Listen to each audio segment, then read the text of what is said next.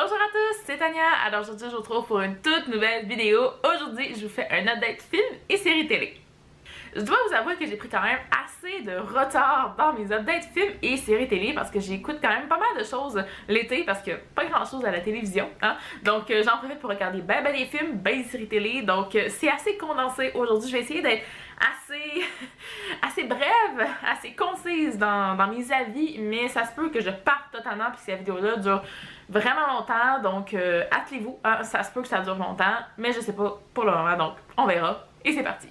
Premier film que j'ai regardé dont je vous parle, c'est le film Deepwater Horizon que j'ai regardé, qui était sur super écran, je crois bien. Ça fait un bout de temps que je l'ai regardé et je dirais que j'ai bien aimé ce film-là. C'est un film qui se passe sur une plateforme de pétrole, en fait, de forage, je sais pas trop, là, qui est vraiment en mer.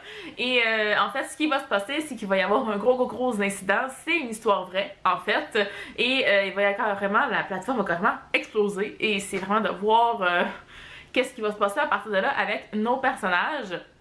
Et franchement, j'ai quand même beaucoup aimé ce livre-là, ce film-là. Et si, ça fait un petit bout, hein. Donc, ce film-là, parce que déjà, c'est une histoire vraie. Moi, je traite sur tout ce qui est histoire vraie à la base. Donc ça, j'étais super contente. J'adore le personnage principal, l'acteur principal, en fait, du film. C'était très réaliste. Les scènes étaient quand même assez bien tournées. Tu voyais que c'était carrément le chaos. Mais j'aime ce genre de film-là où est-ce que c'est un peu le chaos, puis en plus de savoir que c'est une histoire vraie, ça venait vraiment plus me chercher, donc j'ai été captivée du début à la fin, et vraiment c'est un film que je vous recommande si vous aimez les histoires vraies, les films d'action aussi, parce qu'évidemment il y a beaucoup d'action dans ce livre-là. Encore une fois, prise 2, prise 3, prise 4, je sais plus, donc dans ce film-là, voilà, donc je vous recommande.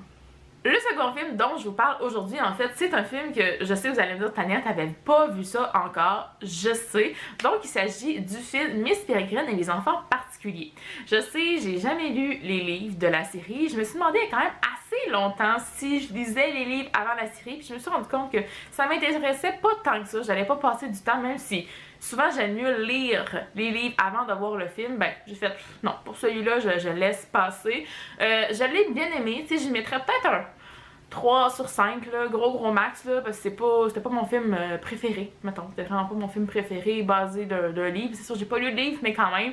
Les effets spéciaux sont quand même bien et tout, mais j'ai pas tant accroché comme à l'histoire des personnages, puis je sais pas, tu sais, oui, il y avait des méchants, il y avait tout ce qu'il fallait, en fait, pour faire un bon film. J'étais peut-être juste plus dans le public cible pour ce film-là en tant que tel. C'est un bon film, il y a des bons effets spéciaux, c'est un peu creepy, par exemple, là. Les décors, ben pas les décors, mais comment c'est fait, les couleurs aussi du film, c'est assez sombre. Ben, à certains moments, mais quand même, pour faire un peu un contraste entre les deux mondes, j'imagine. Mais vraiment, c'est pas mon film préféré. Donc, je vous recommande si vous aimez tout ce qui est fantastique, quand même assez jeunesse. Pour moi, c'était pas mon préféré, mais j'ai quand même mis un 3 sur 5.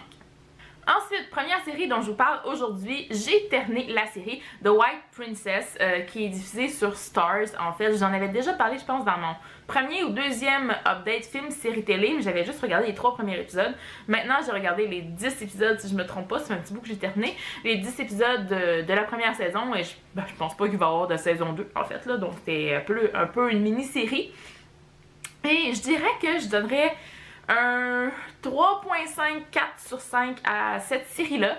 J'ai bien aimé. Ça passe quand même assez vite. C'est basé sur une histoire vraie. Encore une fois, je ne vous ferai pas tout le résumé, là, parce que c'est quand même assez long, assez complexe. On est vraiment dans la guerre des roses, ou je sais pas trop quoi, là, tu sais, dans les années 1400, 1500, là. Donc ça fait longtemps, mais ça s'est passé quand même pour de vrai. Je suis sûre et certaine que c'est très romancé, mais quand même.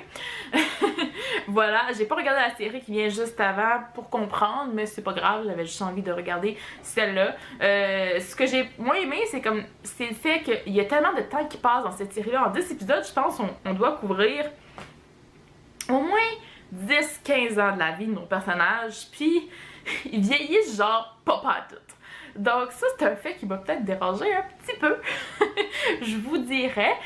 Le jeu des acteurs, c'est pas si fameux non plus. Moi, je trouve que ça aurait pu être une coche au-dessus un petit peu plus, mais bon, on peut pas tout avoir non plus. J'ai aimé l'aspect historique. Si vous aimez les séries historiques avec basées sur des faits réels, puis les décors, les costumes aussi, c'était quand même très très bien pour ça, là, même si je trouvais que certains costumes qui revenaient comme vraiment souvent, puis qui apportaient la même robe dans tout l'épisode, puis il y avait des années des fois qui passaient. Fait que des fois je trouvais ça un petit peu bizarre. Il y a ça, mais il était très très beau, les costumes. Ça, j'enlèverais rien à ça, mais voilà. Donc, bonne série historique si vous aimez ça. Je crois que ça vaut le détour. Regardez la série qui vient avant aussi, ce que j'aurais dû faire, ce que j'ai pas fait, mais c'est pas grave. Mais voilà, c'est pas ma préférée. Ensuite, prochain film dont je vous parle, j'ai regardé le film Passenger ou Passager en français en fait, là, qui est avec Jennifer Lawrence, qui se passe dans l'espace, où on a à peu près 3 personnages tout le long du film, donc c'est assez tranquille comme film. Je dirais que je donnerais une note de peut-être 3 sur 5, là. C'était bon, c'était correct. Est-ce que je le regarderais encore et encore? Non. Parce qu'à un moment donné, j'aime bien les films qui se passent dans l'espace. Évidemment, il va y avoir un gros problème à un moment donné, puis la vie de tous les passagers va être en danger parce que c'est en fait un vaisseau qui transporte je sais pas combien de milliers de personnes vers une nouvelle planète. On est dans un futur quand même assez lointain où les personnes, on a vraiment coloniser certaines autres planètes pour avoir des nouvelles expériences et tout. Et les personnes, ben, ils s'en vont là, puis ça dure 90 ans de voyage, sauf que notre personnage principal du film va se réveiller, je crois à peu près 20 ou 30 ans après le début du voyage. Donc il lui reste un bon 70 ans certains, je pense, à faire avant de se rendre, donc quand même. Croyez-moi pas sur tous les chiffres, là, c'est à peu près, c'est très approximatif, mais voilà, il était beaucoup plus au début du voyage qu'à la fin. Donc juste ça, j'aimais le concept et c'est pour ça que j'ai regardé le film, mais comme je vous dis, je regarderai pas le film encore et encore. C'était bien, mais sans plus. Ensuite, autre film que je suis allée voir au cinéma cette fois-ci, je suis allée voir le film Bon Cop, Bad Cop 2. Qui est un film québécois pour ceux qui le savent pas, pour les personnes qui vivent en France, en Europe. Donc c'est un film très... Bon, évidemment, on a 2 policiers, on fait l'histoire de 2 policiers. C'est beaucoup d'humour, c'est plein d'humour en fait, de jokes vraiment très québécoises dans ce film-là. J'ai adoré, encore une fois, j'ai vraiment ri durant le film. Patrick Huard et l'autre acteur que je me souviens jamais le nom. Je suis désolée encore une fois. Je trouve qu'ils font vraiment une belle équipe ensemble avec l'ajout des nouveaux personnages dont Mariana Mazza, que j'ai tellement aimé, que j'ai tellement trouvé drôle dans ce film là. C'est elle qui m'a fait comme les plus gros fous rires, c'était elle la Cox. Donc vraiment j'ai adoré, j'ai beaucoup aimé ces films là. Moi je pense que je donnerais un 5 sur 5 parce que j'ai adoré l'expérience, j'ai beaucoup aimé, donc je vous le conseille, là, je pense qu'il est plus au cinéma, puis il est pas encore sorti en DVD, donc vous allez peut-être devoir attendre un petit peu si vous voulez le regarder, si vous l'avez pas vu, mais vraiment, je trouve qu'il vaut le détour. C'est pas pire, je trouve que j'ai un bon rythme jusqu'à présent pour vous parler de mes films et de mes séries télé que j'ai vus. Il me reste 2 films à vous présenter. Le prochain film, c'est un film qui a fait sensation ou très controverse aussi sur Netflix, qui est sorti au mois de juillet, si je ne me trompe pas, mi-juillet, que j'ai regardé dès la journée de sa sortie, et c'est le film To the Bones ou Jusqu'à l'os, en fait, avec Lily Collins, qui parle de troubles alimentaires, d'anorexie, de boulimie, de des affaires. Et ce qui a fait controverse en fait, c'est que Lily Collins a perdu énormément de poids pour ce film-là. Donc elle a vraiment la peau sur les os, là. C'est vraiment le titre du film, c'est ça. C'est vraiment ça. Je dirais que je donnerais un 4 sur 5 à ce film-là, parce que oui, il m'a vraiment marqué. C'était fascinant de voir cet aspect-là de leur vie, de voir les dessous un peu de tout ce qui est trouble alimentaire et d'une personne qui veut s'en sortir mais veut pas trop en même temps. Donc c'est assez particulier de voir les conséquences aussi que ça va avoir quand la personne est rendue à un point où elle a plus rien, elle a juste la peau sur les os, qu'elle a plus aucune réserve. Puis si elle tombe malade, ben c'est sûr qu'elle pourrait en mourir, là. Donc quand même, ce que j'ai peut-être pas légèrement moins aimé, ben je trouvais que le rythme du film, dans un sens, au début c'était super intéressant et tout, mais la fin, j'ai comme un peu moins compris. C'est peut-être moi qui est bizarre. Ben, pas que j'ai pas compris, mais je sais pas.